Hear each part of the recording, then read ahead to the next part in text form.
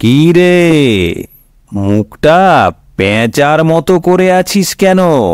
দূর, এত কষ্ট করে ভিডিও বানাচ্ছি, কিন্তু সেরকম ভাবে কেউ দেখছেই না। কয়েকটা মাত্র ভিউ। কিছু আগুন বৌদি বা মহিলা প্রায় শাড়ি ব্লাউজ খুলে আগুন না জ্বালিয়েই রান্না করছে, এই রকম ভিডিও ভালো হিট করেছিল। আর এখন কিছু জ্বলন্ত ফুলঝুরি বাথরুমে, ভিড় স্টেশনে, পার্কে, মানে যে কোনো জায়গায় এরা হঠাৎ নাচতে শুরু করে। এখন এইসব ভিডিও দারুণ হিট। কিন্তু তোর তো বৌদিদের মতো। তা যাই হোক, তুই তো ছেলে, তা একটা কাজ কর, দিদির নামে ভালো মন্দ বলে ভিডিও বানা, দেখবি ভিডিও হিট। হ্যাঁ, ওটাই বাকি আছে, তারপর পুলিশে অ্যারেস্ট করুক আর কি। ওরে, তাহলে তো সোনায় সোহাগা।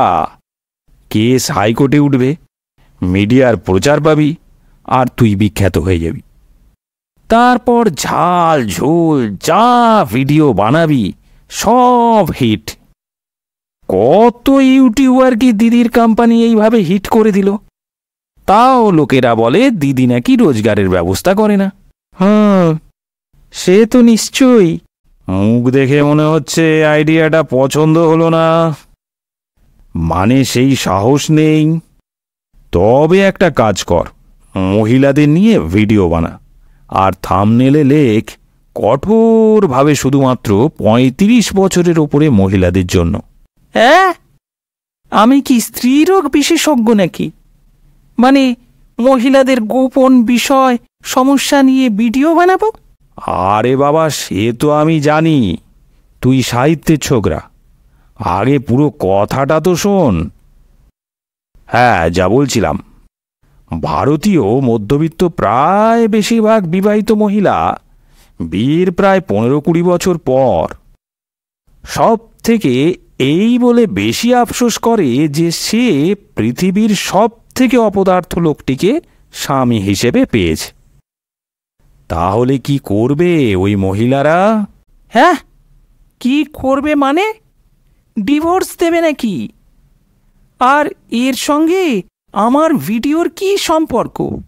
আছে আছে, তুই এই বিশাল সংখ্যক মহিলাদের দুঃখের কথা তুলে ধর।